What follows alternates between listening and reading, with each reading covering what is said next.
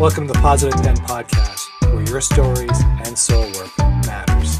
Now let's dive in.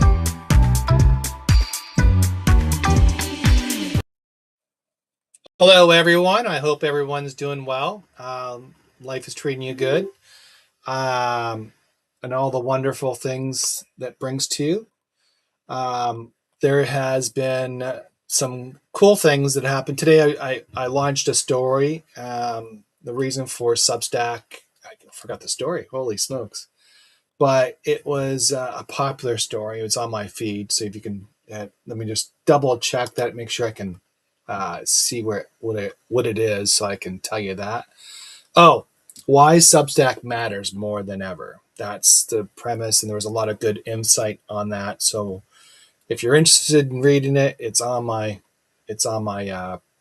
Substack. It's there and so forth, so you can read it. And a little bit about it is I posted something on Substack about how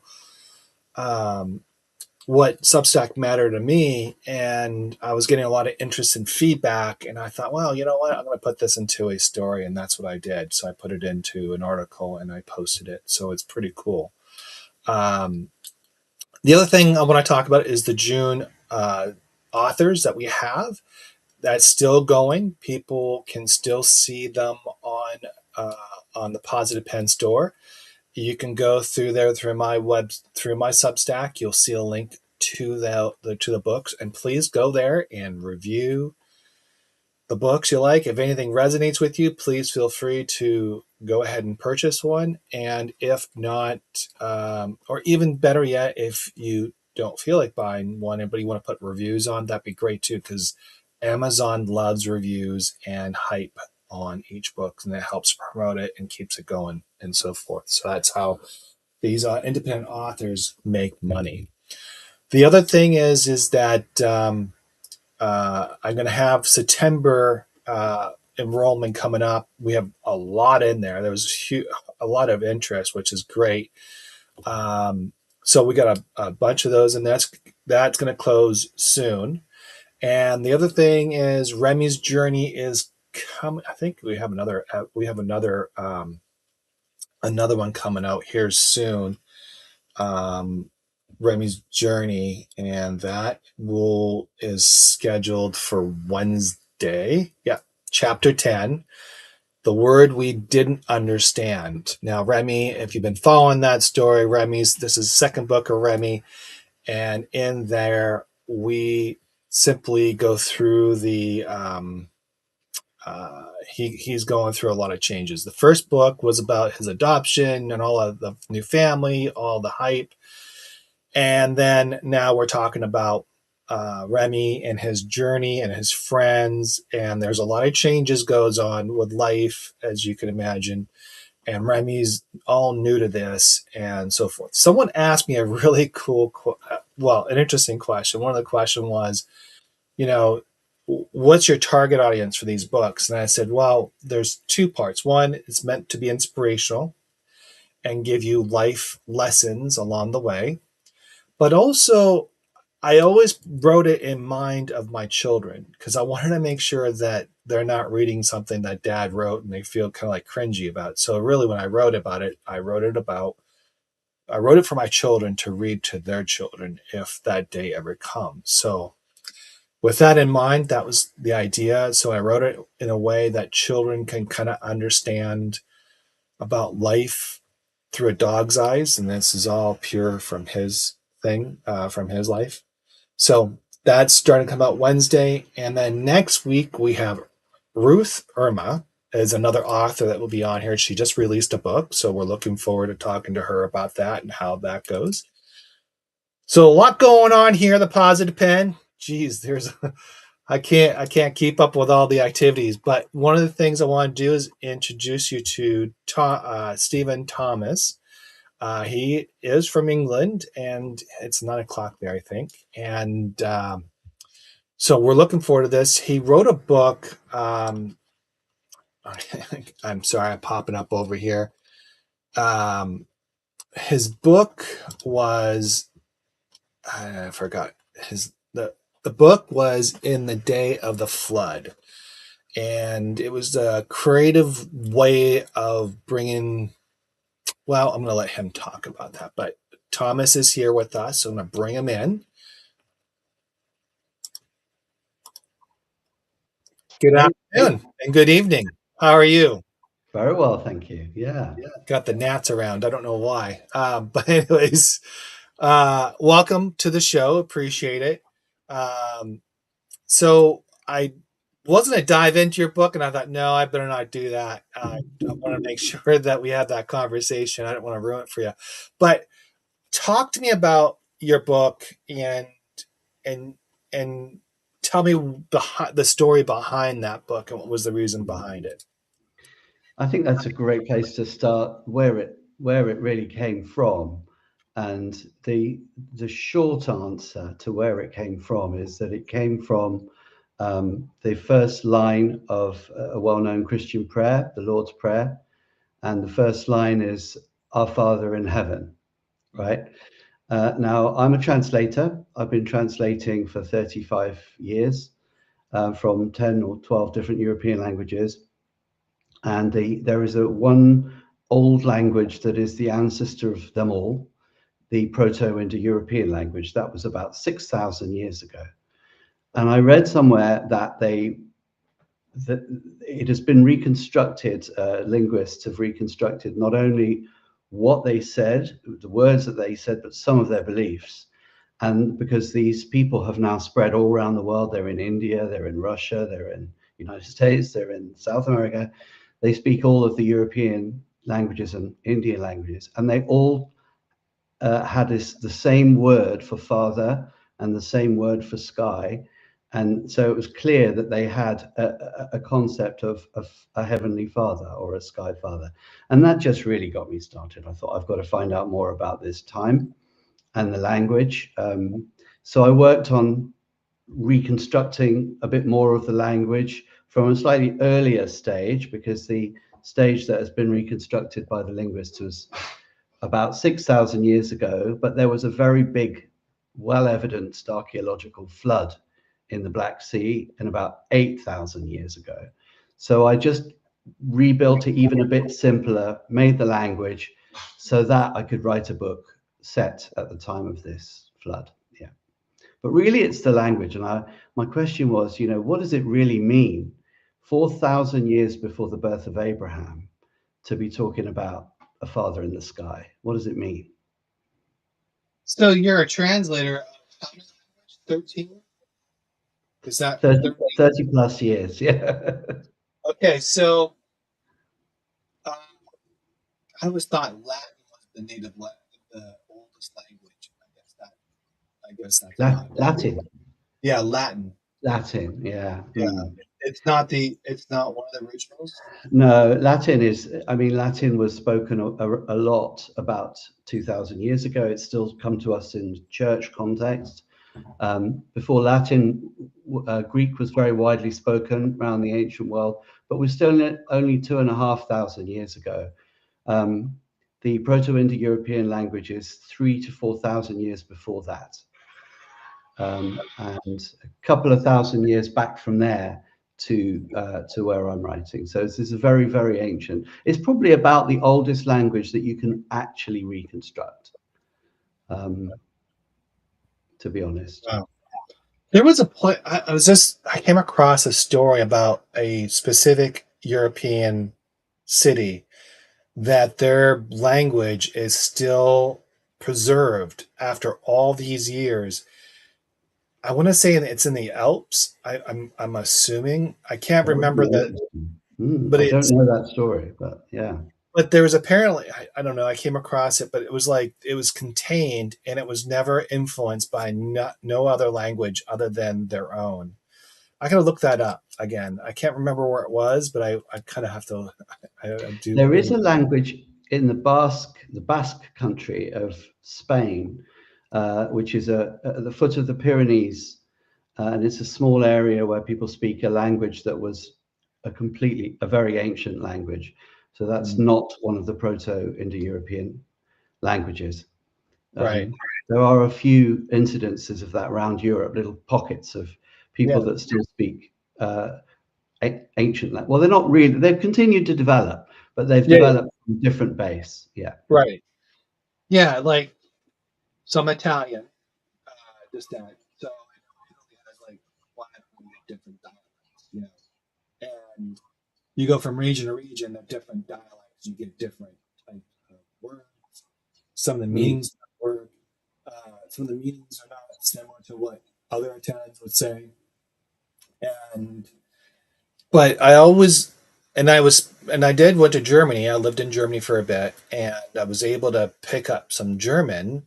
Don't get Great. me wrong, I wasn't fluent. I was amateur at it at best, and then got influenced Spanish. But again, when I went to because I was speaking different dialects in Italian or understanding different dialects, not speaking, I should say understanding, because there's like you have Mhm. traditional Italian, you have a northern Italian, then you have a southern Italian. Southern Italian's more Arabic, the northern Italian's more Germanic, and a lot more. It's a lot. The pronunciations are very hard and quick. And then you have the Italian language, which is the universal language, and Germany, same thing. But the Yeah. one thing I was raised on Latin, so I was able to use Latin to kind of like tie things together. Is Mm. that something similar?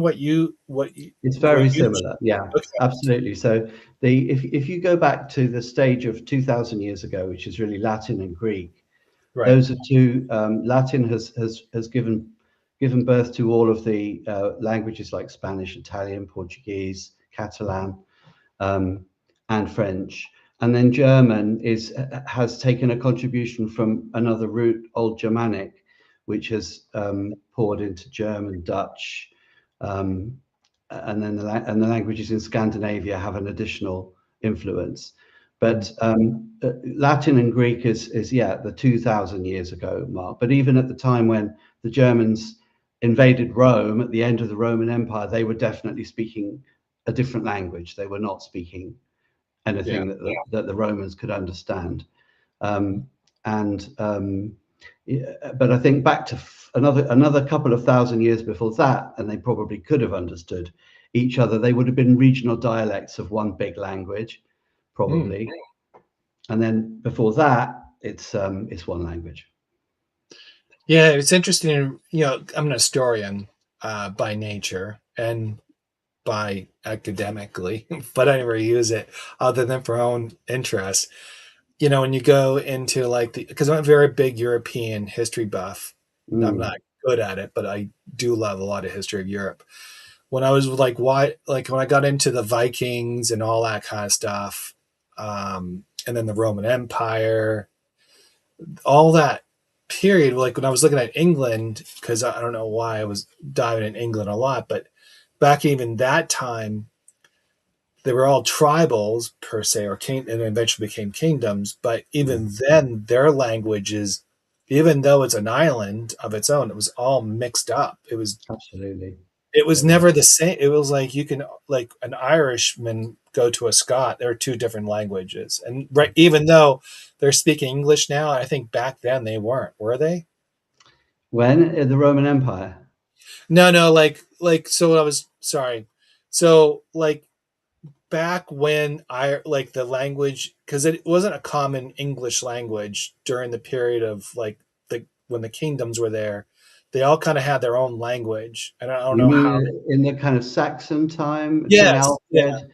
So there was a period of time when England was we had Britons, and where I live in the west of England, there's a lot of evidence of that. So we have got churches here that were planted by uh, evangelists in the seventh century because they were re-evangelizing the Saxons. So the Britons were here speaking languages similar to Irish or Scottish Gaelic or Breton or Cornish, and those people were pushed out to the to west by the Saxons when they arrived, and the Saxons were not Christian.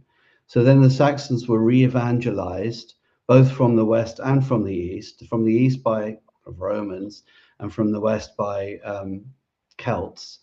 And And so then you've got Britons in the west, you've got some Saxons in the middle, but then we've got Vikings invading from the northeast. And so there are parts of England with a language, a Germanic language, strongly influenced by Danish, Norwegian. And then all of a sudden in 1066 AD, we have the French, who are actually also Vikings, but from a few hundred years before, coming up from the south and just taking over the whole show. But of course, the other people are still here. They're just pushed down the social ladder, but they're still here. And so then their language merges with the French from the Normans. But the British people, when I say British, I mean non-Saxon, non-Germanic people, they stayed in the fringes. And then gradually over couple of thousand years, their languages have almost died out. Although in Wales, there's a resurgence of the use of Welsh. Ireland, kids learn Irish at school, so that is, it's still going on, but they are very small languages now, globally speaking. Yeah, but it's kind of cool though. I mean, like I look at that, it's like you think about it, like you, like even going from town to town, they had different languages, different things saying different things, and words were different. I was just, I mean, that blows my mind because you're sitting there like I'm just a, I'm a kid in a candy store going, how does that work? Back then, you think about it, you had these Vikings who speak different, like you just said, all these people are speaking different languages. How does that work when you're invading or trying to conquer or you're trying to take over? Like you don't have a common language. It's basically barking at each other, more or less, right? I think one of the things I've found quite interesting is the way people talk about foreigners over the history. So the way people talk about those that don't speak their language. The Greeks talked about barbarians, Mm. and they just meant people that don't speak Greek. And from what I read about it, it was because it sounds like ba ba ba ba ba, so they call them barbarians because they can't understand what they say. Actually Um, makes sense now. and if you look at what the Germans, the way the Germans describe their own language, they call it Deutsch, and that language means more or less the clear language. It's the language that is clear. Whereas the Russians call the Germans Niemiecki, and if there are any Russians listening, they can correct me. But as far as I know, that means something like people who can't speak, because they can't speak Russian. Right, right. And so everyone thinks that everybody else is deaf and dumb because they don't speak their language. And that just seems to be a commonplace throughout Yeah. history. Yeah. So how did you did you go to school for this? What was your I how suppose did the you get into language thing, I just got it in my bones, I suppose. I've always been interested in foreign languages. As soon as I had opportunities to learn, I started learning. I got an Italian stepmom when I was a kid, and I learned I heard her speaking Italian. And then I went to school and they taught me French and they offered me German. And I had lots of opportunities to learn different languages through being at a really privileged school. And I just really, really enjoyed it, and especially translating things. Yeah. And I realized through learning different languages that when you can speak in a different language, you can also think in the way that those people think. So it allows you to think in a different way, actually. Speaking German, I can think in a way that I can't quite do when I'm speaking English. So it's very similar, but it is just a little bit different. And so one of the reasons I had to really write a language for the 8,000 years ago time before I could write a story there was, but in order to know how people think, you have to know how they speak. So I had to reconstruct the language, and then I was able to build up a thought world and also a religious world, which is part of the thought world. I had to build that up on their language, really. That's how I went about building it. And once I wrote the kind of poems, the songs in the language, I was able then to feel the kind of emotions and feel the way that they were making sense of their lives and that what was important to them, because that also comes through the language. The way you explain things it shows what matters to you, you know. You said something really. I remember. Well, I know when I speak Italian, I'm more flamboyant and a lot more emotional. And you think differently. You're right. You do think differently in that language. In English, you're I think you're more protective, I would say, because you're Hmm. maintaining your mannerisms, you know. Um sometimes.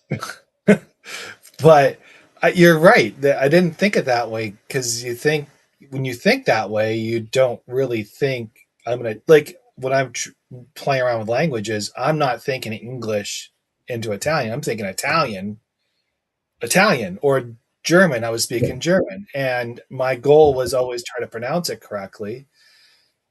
That's interesting. That was kind of I love that part because that actually makes sense now after all these years. Because in my head, I'm using like how I was thinking in when I was speaking languages. I would have this baseline here, like a folder here. There was a folder, and then I would like, okay, let's associate this word. Where can I go in my library? And where's the connection? And then basically trying to figure out how to pronounce it. And I had the books and all out when I was traveling, and I was like doing this, and not today with the phone, but I was, you had to get your language books and Oh yeah. all that kind of stuff. And then, I was in Spain. I was having my own language books there. I was there. Yeah, that was I guess the day of the phone and technology has kind of changed. And I guess the biggest change for you right now is the AI. Does that help you translate now easier than it did back a few years ago? It's yeah, potentially. I mean, I work with translation agencies. Um, I don't really decide how the translation is going to happen. I receive a an assignment using a certain technological setup, and then I just do the translation in that setup. So if people want a manual translation just on a page, human only, then I do that. If people give me a pre-translated version that's been done by an AI tool, I use that as a basis. If people want me to translate on their website and they want to watch me doing it, that's fine too. So I'll just do it however, however people want, basically. Yeah. Um, and I've always I've been doing it for a really long time, and I've seen a lot of technological changes. There was no internet when I started. There was no email. I had Mm-mm. to I had to go across. I was living in Brussels, and I record a translation onto a floppy disk, and then get on a metro train to go to the other side of the town to give the floppy disk to my customer because she hadn't got a modem yet and didn't have there was no electronic way of doing it. And then there was a fax machine, and that was a really changed everything, but it was only just grainy marks on the paper, so it wasn't clean enough. And then when email and text-based word processing finally was there, I was on it. I was quick to adopt it Yeah. because it made everything cleaner and quicker, and yeah. And then we got So, so I've been with the tech changes all the way through, and I don't really mind. I think there's always a human, there's always an element of learning, and some things become easier with mhm, tech, and other things become a bit more complex because there's so many different ways to run translations through AI. You have to be extremely flexible and quick to learn a new platform because you never know when they're going to hit you with a new platform, But right. So you now let's touch a little bit about your book, Our Father. You okay. said you said that was the common those two words are the most common words in all languages. Is that the So best way to say in the Proto-Indo-European language, there's a vocabulary of about 500 words that have been securely retraced that definitely were spoken 6,000 years ago around the north shores of the Black Sea and into the steppes of that area, into the flat plains of that area. And that includes a number of religious words, including father, sky, earth, mother, and actually a few stories as well. So, for example, the story about the smith, the blacksmith who does a deal with the devil, the kind of Faust story. that goes back to that same time. That story is about 6,000 years old, because all of the features of that story pop up in all these other languages, all the way down to India, out to Siberia, and down to the tip of Portugal. So yeah, so but it was the Sky Father was the thing that got me started, and I just tried to first of all, I also researched what do archaeologists think, what is the archaeological evidence about what people were doing. We don't know what they believed because there was no writing, but writing began quite soon afterwards. Glyphs and symbols were being used, and there was a glyph or a symbol for the sky only a few hundred years afterwards, and also for the earth. And I've incorporated those in my book. So some of my characters actually start using writing in very pragmatic ways, waymarking or symbolizing things to just pass on a message to future generations. And so the Sky Father, at the point where I'm writing, I'm imagining a world where people conceive the sky. It wasn't a god that was like a person. It wasn't an anthropomorphic god. It was just the sky itself, the actual sky. And to say that they worshipped it's probably wrong as well. They just respected it because that was where the rain came from. That was where the sunshine came from. And if the sunshine and the rain didn't come, then things didn't grow and they died. And similar for the earth, it was more a sense of dependency rather than an absolute. It was almost pre-religious. So, okay, so our was more of a sky. Is that what, or a sky hour, or how did our? All right, so our Father, right? So it no, so the words of Jesus's prayer, Our Father who art in heaven. Um, I just basically took out the word our Father, so that we're appropriating this Father.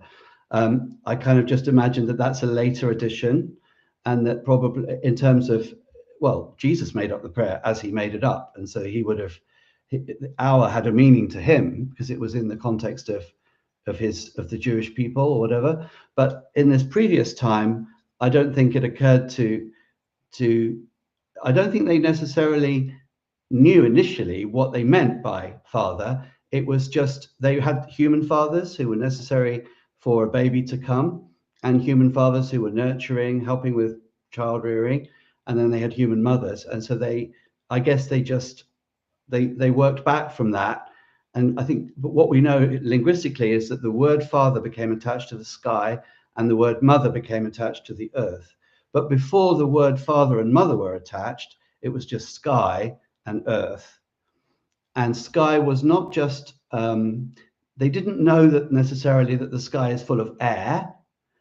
And so it was just the light that is in the sky, because the sun shines, but the sky is also luminous, whether from clouds or whatever. So the Proto-Indo-European word dievus means the bright sky. So it means it incorporates the sunlight, the moonlight, the shining of the blue sky or the shining of the clouds. It's like the light that is in the sky. So, and it's where we get the word day from, but it's also dievus has come all the way through to dies in Latin, and it's come through to day in English. But the word deus in Latin also comes from the same source. So the word day and the word deity or divinity both come from the same linguistic root. It doesn't mean that they are the same. Obviously, they're different, but they come from the same word. And Right. so for me, that word became the backbone of the religion that the proto religion I imagined. So people were in the first chapter, which you can read online on Amazon. It's one of the free chapters that's available. The book begins really with the heroine, who is a priestess. She's responsible for worship of the sky, or for a song that the community sings about the sky. And she has developed a kind of fondness for the sky because she's thought about it, she's reflected on it, she's thought about the light that comes, she's thought about all the gifts that come from the sky. And so she's got this kind of early form of religious feeling. And she was reflecting on that in the middle of a community song, because when the thunder comes, they go in the cave and they they're very impressed with the sound of thunder and the flashes of lightning. So they go in the cave, they're sheltering from the elements, but as the thunder is there, they imagine the sky is kind of visiting them in a different way. And so they're singing their song at the time when the thunder comes. And then when the thunder stops, they go home. There's so much there. I want to. So the sky has been the theme of human nature for years, right? Um, Yeah. And and the they were able to name it sky, and obviously sky was not just a word to identify this is sky. It was used more as this is sky, our heavenly Father. Is that best way to describe it? I think that's you see the idea of sky father comes from about 6,000 BC, but I suspect sky came first and then father gets added on. And so you could say, reading it back in a monotheistic modern Christian perspective, that they had the concept of God first, if you like, the big something that they don't understand, and then they overlaid the idea of father onto that. But the original concept was the idea of this big something above us that is bright and that we Right. don't understand. Well, it's interesting they call well they were kind of like alluding to, I guess is the best way of putting it, or kind of like thinking this is heaven in the skies. This gives us food, Yeah, gives us sunlight, gives us rain, it gives us what we need to live. So it's praise to the sky, I guess is I'm just kind of like yeah. paraphrasing. I mean, you're kind of imagining yourself into Yeah, that I'm just trying mindset. to think. Yeah, kind of like thinking how would I would exactly. I'm thinking how I would think of it. Hmm. So basically, in a lot of short ways, they were just looking at it as a way. They were praising the sky in a way that we kind of praise the Heavenly Father. Exactly. And even Jesus, when he wanted to use a euphemism for God and he didn't want to say God, he sometimes said heaven, in the eyes of heaven, or I can't remember the exact quotation, but he sometimes uses the word heaven as a kind of way of referring back to God. He wasn't talking about the sky, but it was like a shorthand, but you refer to the place where God is instead of referring to God. So I think there's been an association between the sky and the concept of the creator for a very, very, very long time in human thinking. And So, so yeah, when did Jesus? How much longer after Jesus comes into the picture? Is it a couple more thousand years? so the timeline, broadly speaking, if you Yeah. start from 8,000 years ago, I've got my people who've just got the sky and they're starting to think maybe farther. 6,000 years ago, society is very different. It's male dominated. There's more violence. They're still saying, now they're definitely saying Sky Father, but this Sky Father is a violent, warlike kind of thunder god.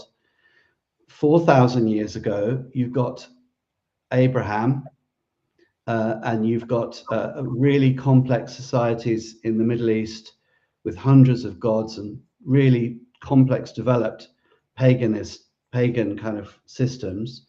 2,000 years ago, Jesus Christ, and now here we are. So Jesus basically coined the phrase Heavenly Father. Well, yeah, I mean, I think there are references in the Old Testament to Heavenly Father or something similar to that, Right. and certainly to God being a father. I think in Isaiah, I ought to know more, but I don't. Yeah. But Jesus was not completely speaking into a vacuum for the Jewish people. What intrigued me was wonder, maybe these people were intuitively latching onto something true about the structure of the universe even before God revealed himself explicitly. They were starting to get a sense of how the place hangs together just out of guesswork. Or maybe even God was telling them things about himself in a way. And in fact, that's one of the things I postulate in my main character is that obviously in a Stone Age context, there were some very bad things happening. There were sacrifices happening, and there were human sacrifices happening. And in my imagination, that's not pleasing to God. And so if somebody was kind of tuned in to God a bit more, they might have been more empathic for the victims, and they might have been more upset about that and wanting to make that not happen, or wanting to stop it. And so really one of the tensions that drives the plot is that my heroine, I don't want to spoil the plot, but my heroine gets involved in a situation where everyone is expecting a kind of human sacrifice to happen, and she's kind of responsible for it, but Mm. she just doesn't do it. She refuses it and messes it up, and consequently is in trouble. But also she's expressed her value that the other person's experience is important too. You can't just hurt somebody because they're not you. They are also feeling something. And so you can't just, this is like cruelty versus empathy. But that also goes with the sense that the sky, because this is definitely an ancient idea about Yeah. the sky is always there. So the sky is like a witness. So just as modern Christians might say, well, God sees all things, God is like the universal witness. The sky was conceived as the universal witness very, very long time before that, before we talked about God. So it was just a sense that just because the sky is witnessing things, therefore they matter. Therefore, you can't just kill people or hurt people, because there is a kind of a consequence. You know that, you know, that's what you just said was the eye of the sky, Yeah, which is exactly. actually in our society a lot of, like in our the American dollar has the eye of the sky or the eye of the pyramid. You Right. have the seeing eye of all eyes, right? All that kind of stuff. Mm. And then now it's making a lot. I didn't realize how far away back. That's over what 8,000 years now, almost 6,000 years. That's kind of crazy. That's an amazing story. I mean, think about tying all those things to today. That's was really interesting because you didn't, because no one knows, like, oh, where does the seeing eye comes from? Like I always do this game when I'm in the car and we're driving and I go, why is this called Crooked Street? And it's not crooked, right? Because it's straight. And we play a game and go, oh, it was created because the guy was crooked, or there was a curve, or I was doing it with my kids. Or Hmm. sometimes we come through a town and we say, why is this named Elmer? Was it Elmer Fudd? Is it Elmer because of, and we start going through all the things of why it was named Elmer. But you're kind of doing that not at a passing time, but you're actually bringing things into relevance to today. And if you think about it, it kind of like now you're actually creating the dots back to where that was happening back there to today. And we kind of take it for granted in a lot of ways, in a sense of just saying, oh, the sky, but there's a huge meaning behind the sky. Yeah. And that's I mean, the other thing is from just sorry to interrupt, but no, in a kind of Hebrew way of thinking, um, the idea of heaven and the idea of sky is just the same word, right? So shamayim is the same word. So if Jesus wanted to speak, he was speaking Aramaic. I don't speak really good Hebrew, but I can read the Old Testament a bit. But if Jesus was speaking Aramaic, which is very similar to Hebrew, and he was saying about our Father in heaven, it really is our Father in the sky. There really isn't any difference between the sky and the kind of metaphysical heaven. There just isn't. It's not in the language. I can't say that there wasn't in people's imagination, because they knew that they couldn't see God when they looked up. right. But so I think that sense of sky and heaven, and the unknown above us, and the huge, and in modern time, we have been told that the universe is so much bigger than we thought, so much older than we thought, that it goes out into billions of light years that we can never ever traverse. So in a sense, we live in a bigger universe with a more mysterious sky now than in the time of Christ. We have made the universe, or we've discovered that the universe is actually a whole lot bigger than we suspected. Mm. Yeah. There's a lot Wow. more sky and not much earth.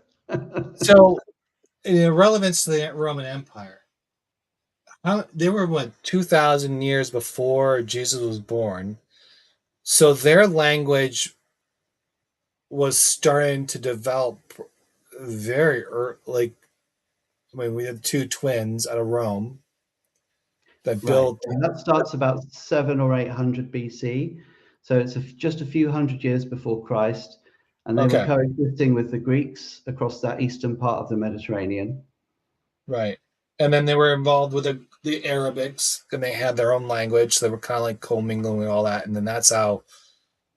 Is that how Latin was developed, and was Latin developed from this language here?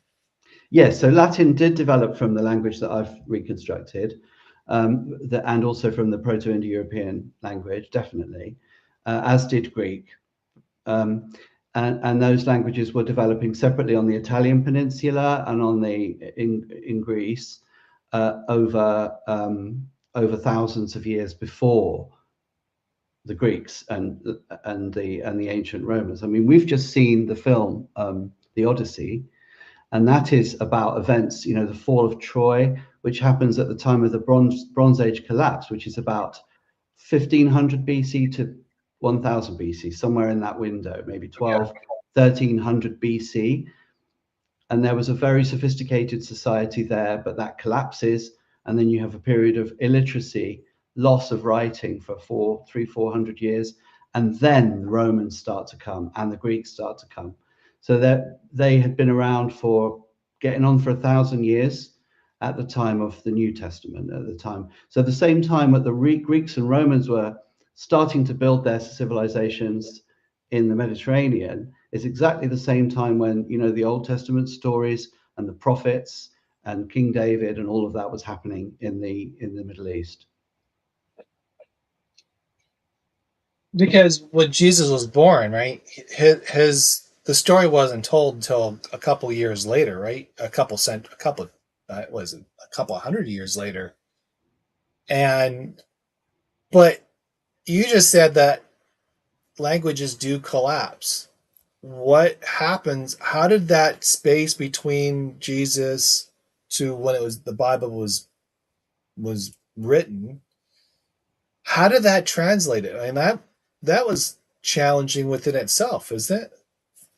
Yeah, I mean, one of the things, because I'm a linguist and because I've been a Christian all my life as well, I have spent time looking at the old, you know, a little bit at the manuscripts, and certainly at the oldest documents that we have from early Christianity. And um, to be honest, from all of the evidence that I've seen, people were writing things, although Jesus himself didn't write a book, obviously, people were writing books about Jesus and writing down collections of his sayings within a couple of decades of his crucifixion and resurrection. So there was a written record from the very beginning. And Oh, okay. Yeah. we have got the Gospels, and the letters of Paul were written just 20 or 30 years after the resurrection. We have other documents in the New Testament from within a generation, um, and then we have other documents that never made it into the Bible, but they are also from the same period that we can read as well to get a sense of what was happening in the church at that time. And so there's lots and lots of data, and it was since the late part of the Roman Empire, just a couple of hundred years before the Roman Empire starts to properly collapse. Mm. Um, and most of the Christians were speaking Greek rather than Latin, so it was mostly Greek. Even the ones in Italy, they were speaking Greek. Greek was the language everyone used to communicate with each other, like English Oh today. yeah, it's true. Because I was in the southern part of Italy. We're in a very remote town on a hill, Hmm. on a mountain, surrounded by a major wall, and they were speaking Greek Doesn't and, surprise and me. Arabic, like a little bit of that, and it sounded like a canary. It really did. It was a canary. They were singing almost as they were speaking, That's and that was interesting. Yeah, I mean, it's so like uh, I can't remember some of the words, but it was very the words were not pronounced correctly. It was just kind of like, it's just, you spit it out, and it was almost kind of like very quick, but it was very fluent. It was easy to Wow, say. sounds Yeah, great. Somewhere in the deep south of Italy, on the sort of toe or the heel. yeah. The town was called Ticatico, which is in near Napoli's, maybe a couple hours. It's between Napoli and Bari. But Oh, if right. Okay. you go into Bari, Matera, all that there has its own language, Mm. um, and that's where Rudolph Valentino comes from. To be honest, not from the town we come from, that in that area there. Yeah. So So your family are from the south. You're from the deep my south. mom's from my mom's from the south. My dad's from the north, and he's Oh, in the Alps. Yeah. Yeah. And so we're that, working on. that Yeah, that we're could be working war. on. Uh, well, it's beautiful there. I mean, they're both places are very beautiful. They all have their different things. That's where the Ciao Bella project is all about. Is my father's um, hometown, and Mm. and Hassan is the same thing. He's got his ancestors are in that area too. But his father was Arabic and his mother was Italian, which was a weird combination. Mm. But if you think about it, though, it's actually natural. It's a Yeah, natural. because I mean, it's not far across the water. No, Um, when I no, was growing up, I was a few times in Malta, and I learned a little bit of Maltese just because I had the opportunity to learn some when I was a kid. Just a few words, but it was like halfway between Arabic and strongly influenced by a Sicilian form of Italian. right. A very weird language indeed. Not a great language to try and learn when you don't really know any other languages, but I had a go. But it was just really obvious. It's only at 80 miles to Sicily and maybe 120 miles to Libya. It's hardly surprising that they're going to be speaking a mishmash of those languages because they've had visitors from both places. Yes. Well, in the northern part of Italy, they have bilingual. They have signs in both languages, and there's several towns in that area there that it's along the Austrian line. Oh They speak yeah, they speak German. They don't speak Italian. That's not their first language. They're speaking German, and but they're bilingual. But if you get into Switzerland, they're four languages or five languages now a person would speak, which was really that blew my mind because you can go talk.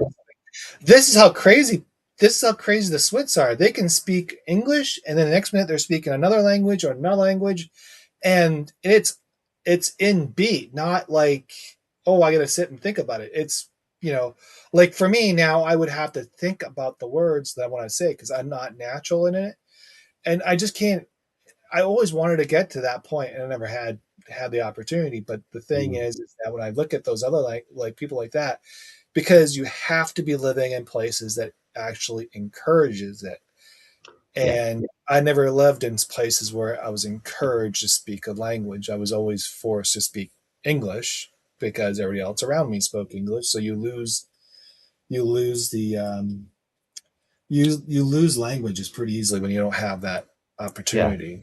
So, absolutely. so how do you keep up with that? Like, I mean, seriously, do you lose languages over the time, or Absolutely, I lose languages. Yeah, I mean, I really improved my Dutch, French, and German when we were living in Belgium because we lived there for a few years. And one of the joys for me was being we were in an evangelical church in Brussels, which was everything was done in three languages. So at that time, my French and my Dutch I was partly studying German and translating from German, so that stayed up. But my Dutch and French both became pretty much effortless. And and similarly for my wife, her French improved and her Dutch became quite fluent as well at that time. And so, with just table fellowship in different languages, we became yeah, became confident. But even just a year or two after moving back to live in England, if I went to visit any of those, places where Dutch was spoken or French or German, I really would have to think for the first hour or so to reacclimatize into that. But Yeah, now it's probably 5 years since I've sat down and spent the whole evening chatting in Dutch. So yeah, I might not even be able to do it in quite the same way that I used to. But I am translating from Dutch and French and German pretty much every week. Um, and then the other languages like sort of Spanish, Italian, Portuguese, less frequently, maybe more like once every couple of months. And the Scandinavian languages even less than that. So yeah, yeah. you lose what you don't use, but well, I haven't, we just got this 1 kilogram, and you just have to put what you can in there and make good use of it. 1 kilogram. That's what they call it in Dutch. If someone's brainy, you say he's got a good kilogram. Well, in Flanders, to be fair, in one of the dialects in Flanders is what they say there. Oh, that's funny. I Yeah. love that one. Yeah. So what brought you to Substack? Okay. So finish the book, gets to sort of, I had more time to write. The translating was quiet last year. So I finished the book, and was thinking of publishing it um, early this year, which I did in March. And then I thought, okay, well, how am I going to, get it known? So how am I going to yeah, to get it known? Because I've never been somebody that has engaged much on social media. So I just busy in my, I do my translating and I go to church, and uh, I've never done any writing either, to be honest. But Substack, when I discovered Substack, it was a lovely concept, because it just means that you write an essay, you put your essay there in the stack, I suppose, as they called it originally, and then people come and subscribe, and it's a great kind of concept. But Yeah, what I quickly discovered, that that's not really what's happening. People are just chatting, and it's more like a sort of family WhatsApp chat group for 500 or 600 people, or however many you've really got to know. yeah, And I very, very quick. So I went there hoping to just chat about my book, learn about what other people are doing, learn how to do self-publishing. But in fact, what happened was, I met some great people. I met you, and you helped me with some with other authors to do some mutual promotion, which is really, really useful. I met Cody Finney, who is doing my audiobook, which is coming out next month. Just He was just listening in on a podcast I was doing with another Substacker, and he said to me in the comments, I was talking about one of the songs, and he said, "You got to sing the song." And so I resisted, of course, but he said, "No, you really got to sing the song." So I sang the song, and we, him and me, apart from being cross with him for making me sing the song, we became friends, and now he's doing my audiobook. well, And so that's there's all. lots.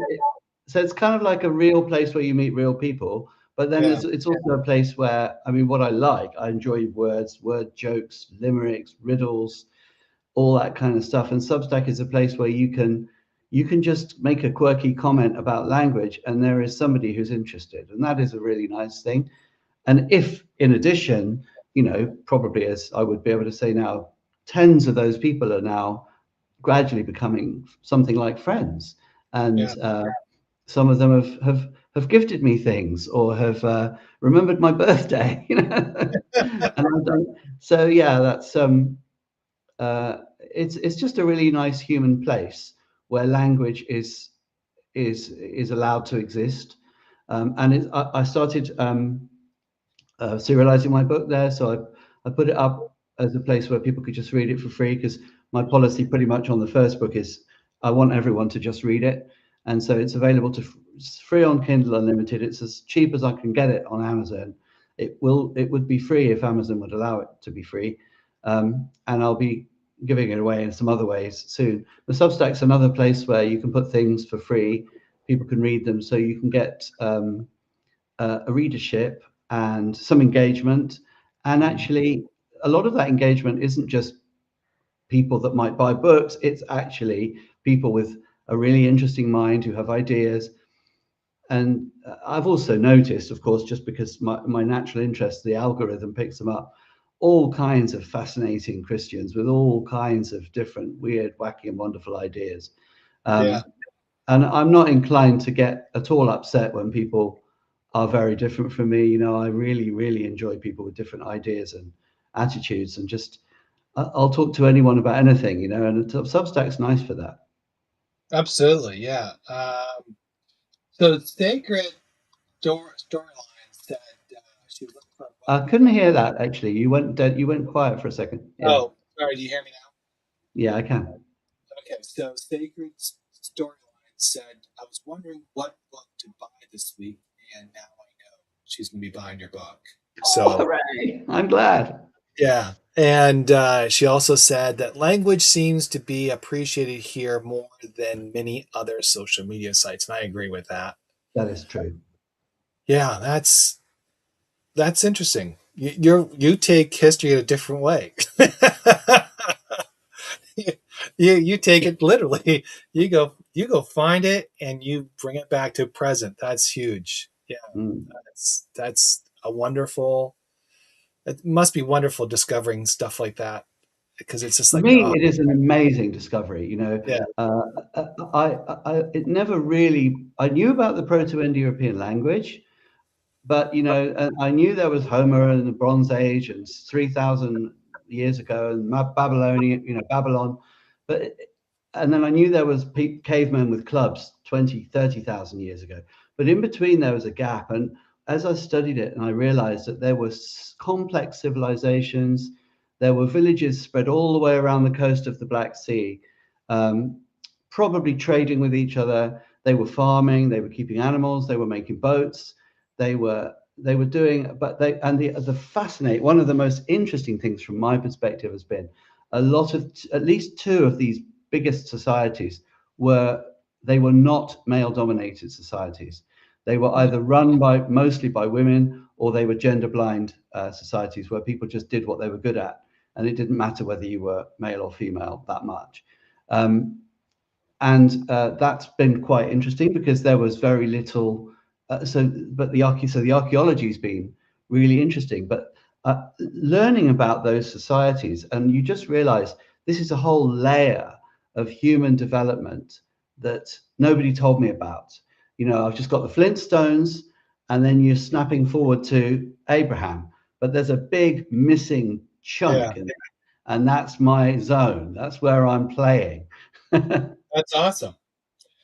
So, what's a takeaway that you've learned on Substack, and what would be something you would like a lesson learned that you could pass along? I would say the lesson learned is go to everybody goes to Substack because they want something or they have an agenda initially, I think, but go to Substack primarily as a place where there are people, and engage with the people that you meet as if they were people, as actual people, because they are real people. And that's something we can so easily forget on mass social media type broadcasting experiences.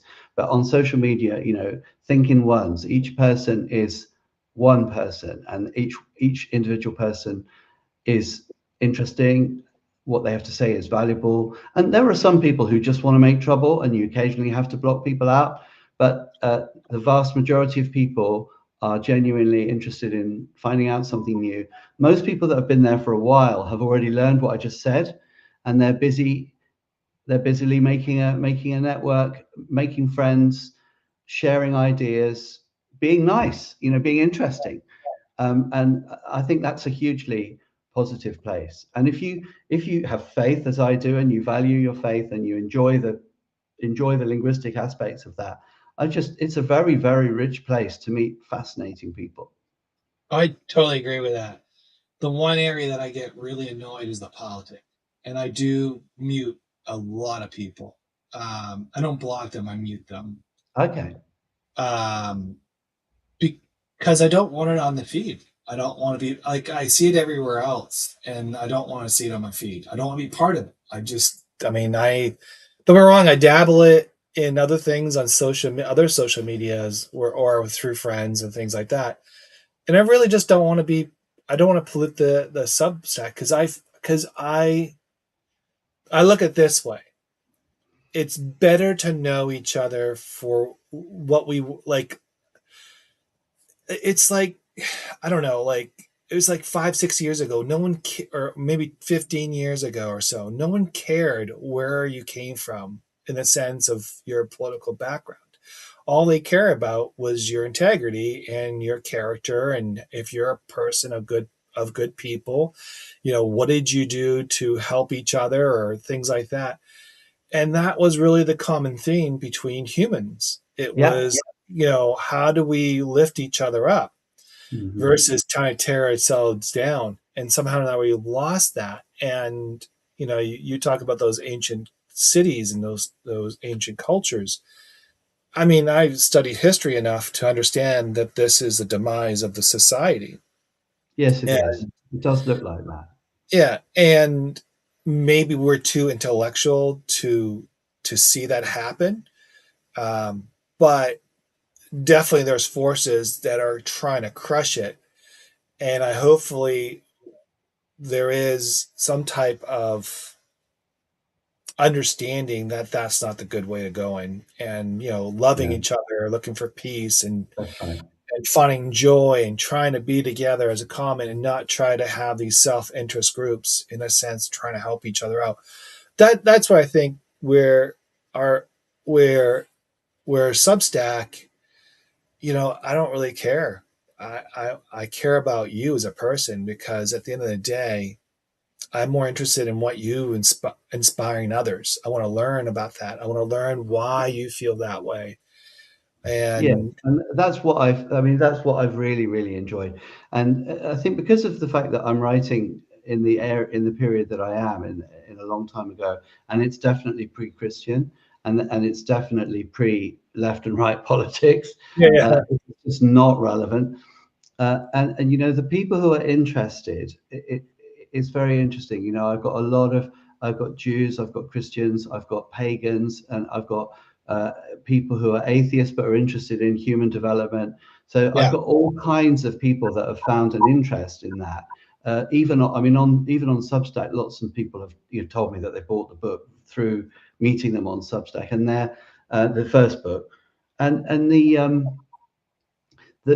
it almost it is a little bit different in England. We don't have the same two camps that you yeah. have in the US, and so there isn't any expectation in my social environment that you should be strongly one way or the other. Particularly, it's you're allowed to just have a nuanced view of many different things, which I much prefer. I'm aware of how things are in the US, but I don't get involved in it. No, but Um, I come from Canada, so we did have the parliamentary, which was you had different forms of yeah, government you've or got different different groups. parties. But I And can see how. So in my second book, I'm currently writing the second book in the four book series, and in the second book, I'm exploring the really the collapse of the society at about 5,000 BC, so 7,000 years ago, um, and it occurs in a rather similar way to the way things collapse in our time. Uh, things are running out, resources are running out, uh, a group of people gets blamed. Um, People are trying to find ways of of isolating the problem, so they start naturally, because it's the Stone Age. They start sacrificing people, but it's unhelpful and it doesn't work, and then that creates conflict, and then they eventually sort of destroy themselves because they're trying to they're just managing the problem the wrong way. But then in another part of Europe, this is in Europe, people are not doing that. They are just thinking, how how can we survive? What will work best for the long term? What will work best? Um, how and they one of the principles I think I tried to establish in book one, in the mind of my sort of hero, who I saw as a cultural founder, is that you have to have empathy. You cannot run society in a way that doesn't think about what it's like to be the other person. You have to think about what it's like to be the other person. So if you're going to punish somebody, you have to think about what is that experience like for them. If you're going to sacrifice somebody, you have to think, well, what's that like for the person being sacrificed?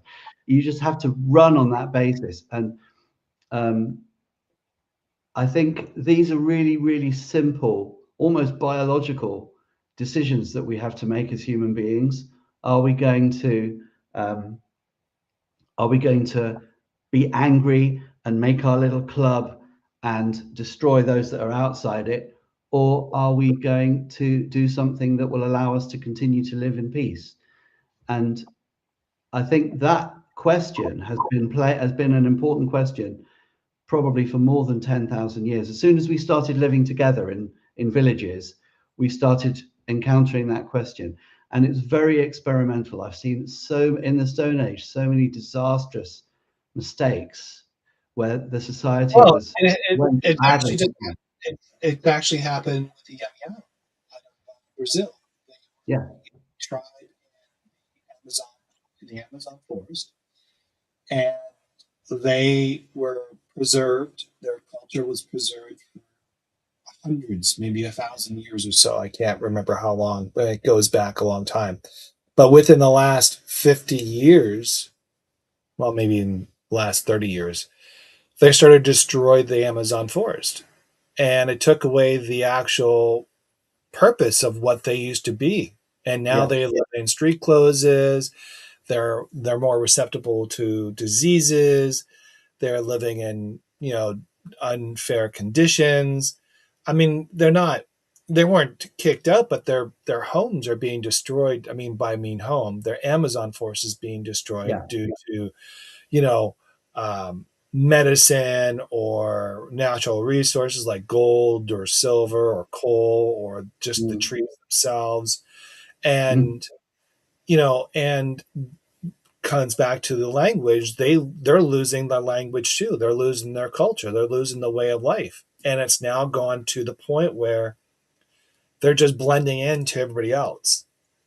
And they're losing the essence of what they were as a tribe. And that happens that actually I mean, I don't think we have any tribal communities anymore like we used to maybe 100 years ago.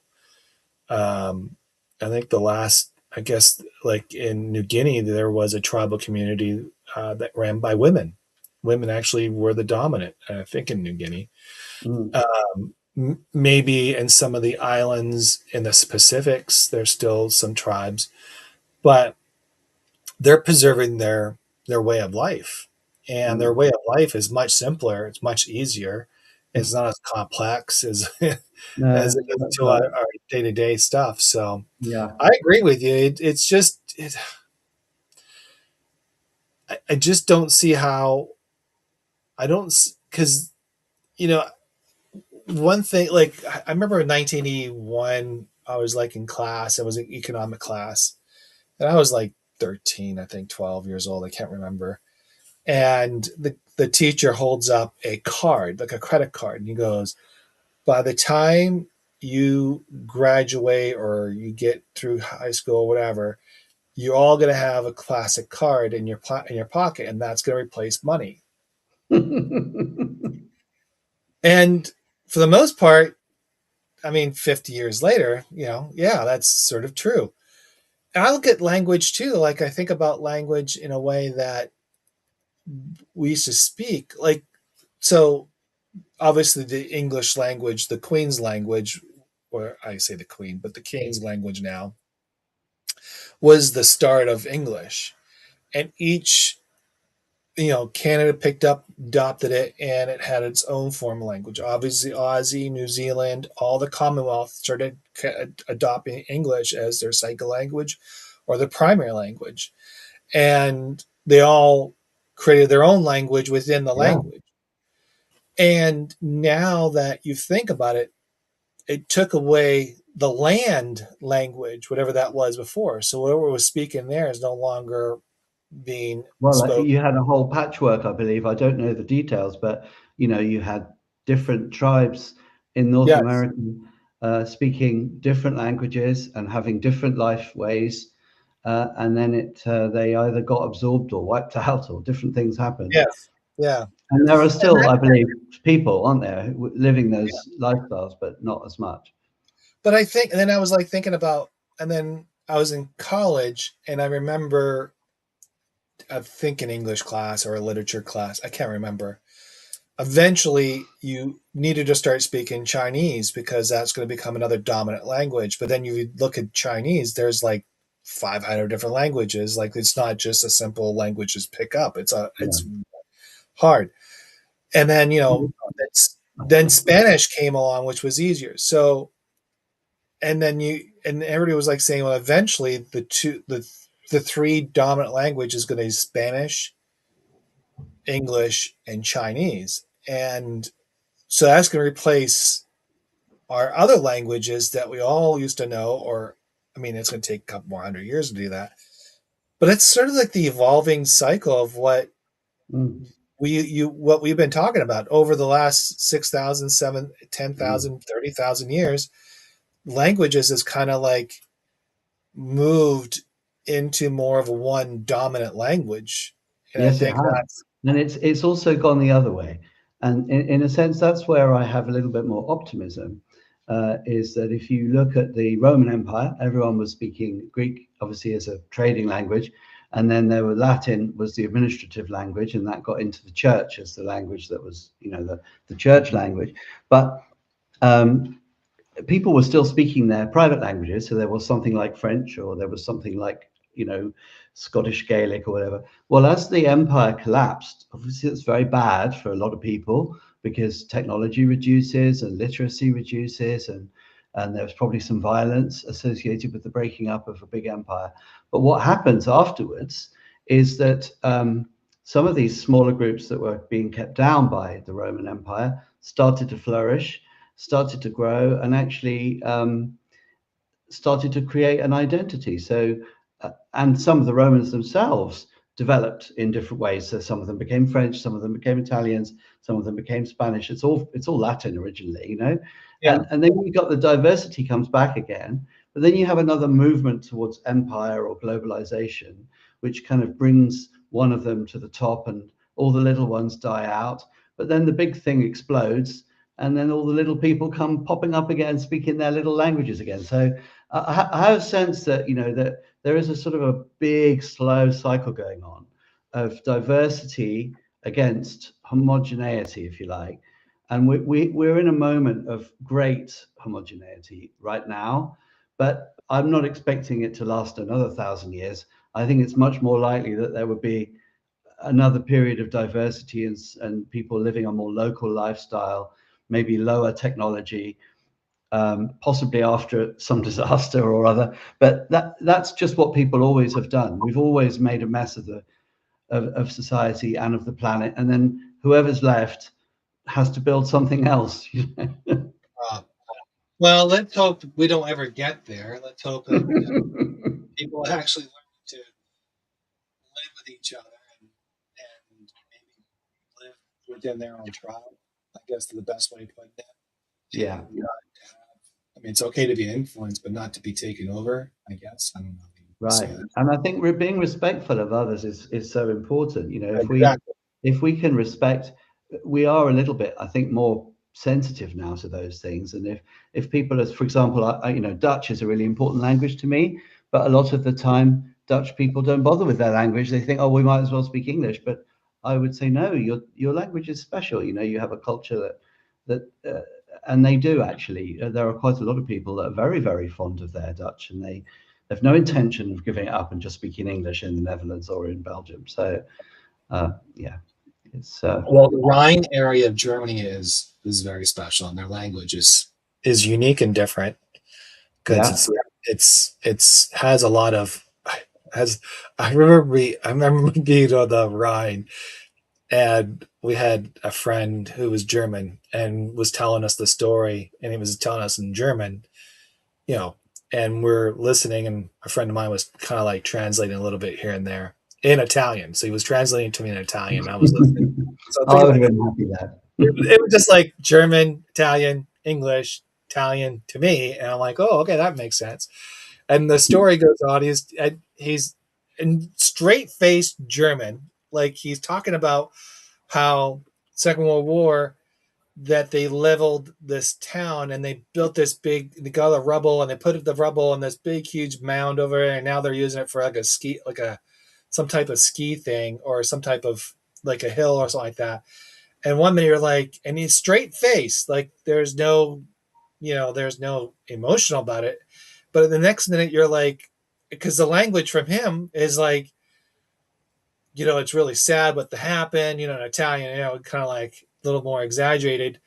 And I'm like, and then the English me is like, oh, that's really sad. And then the next minute I'm thinking, wait a minute, you guys were the Nazis. You guys deserve to be bombed after what you guys did. So, I mean, just sitting there listening to that story, and then you had to come back to realization, like, what a minute, like you guys were the bad guys in this situation. So, but yeah, it's interesting when you get when you get different conversations going and listen to that. But the cool thing about it was that it was preserved in their own culture, the way they spoke Yeah. it and the way Mm. they did things. And it's also the best place to get Black Forest cake. Oh yes, it's amazing. That area, I probably will have to visit that area because my second book is split timeline, but the later timeline is right there down Okay. near Oh, near Frankfurt on the River Rhine. Unfortunately, it wasn't only the Nazis. There was the worst catastrophic massacres of the 5000 BC collapse happened in exactly the same place in southwestern Germany, and it was wow. absolutely horrible, but it's a really good story, and I have written the story because it's yeah, they went a bit wrong, and then they just went more and more and more wrong until they destroyed themselves. But we've got that they did so in such a way that they left strong archaeological traces, so we can easily reconstruct um, what happened concretely. And then my job as a novelist is to think about what were they thinking, because you see this carnage and you think, what were they thinking? Well, actually my job is to, well, what were they actually thinking? I've got to work out what they must have made sense to them. And so yeah, that's but that's a dark, in my world, that's a dark place, that River Rhine, because it's where some of the really bad things happen. Well, yeah, that's where the Roman Empire, I think that's where the six legions lost their lives, I think, in that area there, I think. It's been much fought over because it's a Yeah. hugely important artery river for Yeah. Western. Yeah, Yeah. And then, yeah, but it's beautiful. it is It's, beautiful, isn't it? I it's love the great. area. I'll probably Yeah. travel there next year to have a look at it because, or soon, because yeah, because it's one of my settings. But it's Interesting. not too far from here.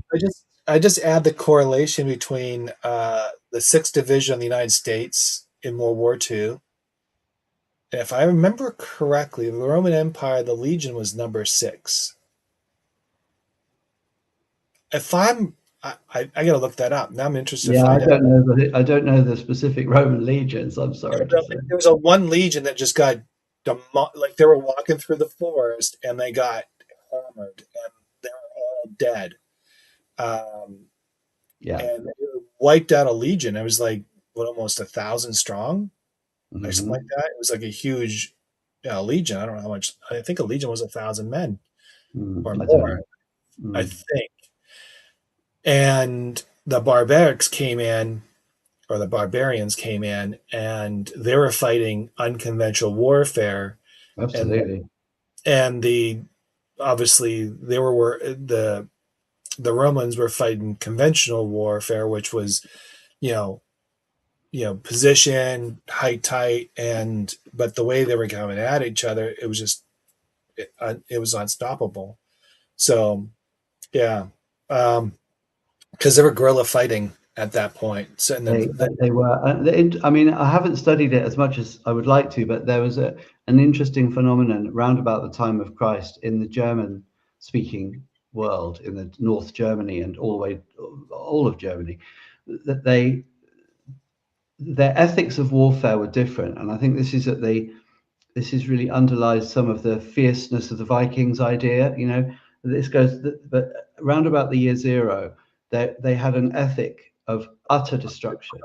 So if you were engaged in battle, and if you prevailed over your enemy, there was no prisoners, there was no kind of like compensation, there were no ransoms.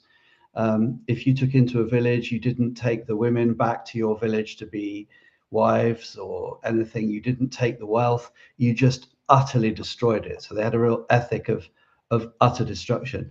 I think, you know, when as the Romans weakened, they encountered this kind of, it must have been a very empowering ethic for the Germans, because if you were going to be utterly destroyed and your wives and everything you'd built, when you went to fight, you gave it your all, because if you lost, absolutely everything was going to be destroyed and everyone was going to be killed. So it made them very focused. And I think the German, by that time, you know, the Romans were kind of getting quite relaxed about things. And that's probably one of the reasons. I'm not going to, you know, without pretending to be an expert, but I think the Germans had a different ethic of warfare, as well as having different tactics. They also had a different ethic, and it Well, I was that think they were influenced. Well, they were influenced by the Vikings. The Vikings had that brutality of they did, they did, cleansing the they did. village, Yeah, and just wipe it away. Yeah. well, because they didn't want anything to come back. That was their idea. Like their idea was, we're going to destroy you, and that was the prize. And also because they didn't believe in this extra god and all this stuff, so they were, you know, they thought it was just weird, and so they thought by getting rid of people, there was no way them coming back. The Vikings were really a tough component, a tough thing, and I think the Germans were influenced by them. Definitely, a lot of the Vikings came in and created homesteads down there. Mm. So that's part Yeah, of because that. they had access along the rivers. They were Oh yeah. able to. I guess there was interaction, but the Vikings didn't become prominent until a bit later, after the Roman Empire was destroyed. The Vikings started to basically harry around all the coasts and up the rivers. So they went up all the rivers, and they went up along all the coasts. And as an Englishman, you know, we've got if I go upstairs in the loft to put my things up there, to store some old things I'm not going to look at for a while, I'm using a Danish word, loft, and that's because so my language was influenced because there were so many Scandinavians living on this island that they injected words into our language. Well, there was, I got a cool one. So one day I was uh, we're at someone's house, and so I would said foyer, which is a French word of the front end, Hmm. front of the entrance of the house, right? Yeah. Usually you have a nice little foyer or a nice little greeting part before you go into the enter the rest of the house. And he's like, "What word is that from?" And I was like, "I don't know. It's English." But in reality, that's from the French, which I was influenced by the French because we would bilingual in Canada. We would say some French words, not knowing that we were speaking French, and Hmm. we would catch your like, "Oh, okay, that was it." Now I don't know if what's I don't know what was be the English language word. Is Be it a the front lobby end? in America, maybe, is it? Well, lobby is one. Yeah, you can use lobby. Yeah, we say Yeah, but foyer in English, you say in foyer. British. Yeah. In British Okay. English, yeah, it means a kind of an entrance hall or something. Yeah. Yeah. Yeah, but the proper term in English is probably lobby.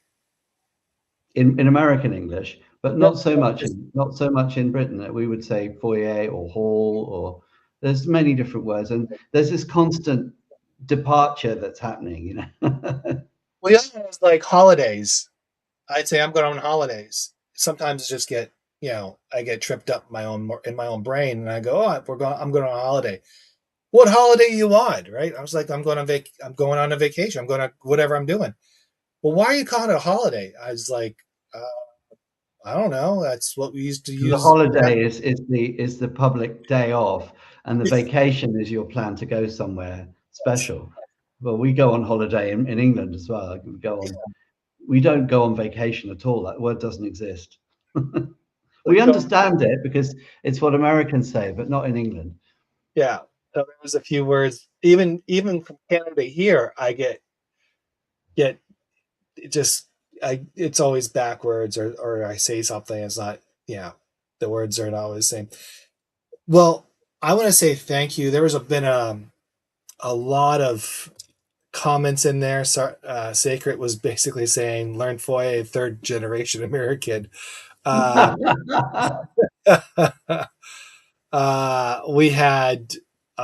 So I want to say thank you to Original Junior, Senior, Carl Thames, Sacred Stories, and a whole bunch of other people on here. I think I'm trying to just want to name and call them out, but they all were chatting about what we were talking about, and majority of them were talking about how we should be behaving, and they're kind of like talking about that and things of that nature. So That's that's good. really cool. I love that. It's That an interesting conversation happening. Yeah. yes, yeah. As long that's what I love about the chat when they're talking about something similar and they're kind of like having similar conversations and realization. That's really huge.